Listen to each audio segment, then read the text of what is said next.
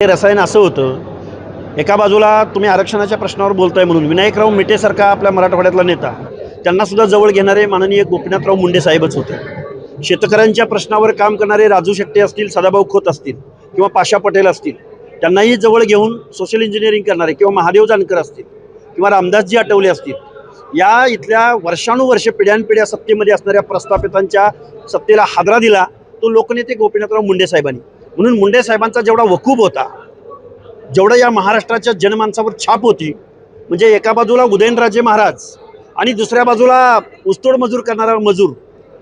हे जे काही कामगारापासून ते महाराष्ट्राच्या छत्रपती शिवरायांच्या वंशजापर्यंत सगळ्यावर छाप असणारं नेतृत्व होतं ते म्हणजे गोपीनाथराव मुंडे साहेब. त्यामुळे आज रोजी मुंडे साहेब जर हयात असते तर मला वाटतं महाराष्ट्र जे गेल्या 2-3 वर्षामध्ये जे द्वेषानं वेगवेगळ्या जात समूहांना वेगळ्या कुत्सित भावनेनं जे बघतोय एकमेकाकडं, ती परिस्थिती महाराष्ट्रावर ओढवली नसते.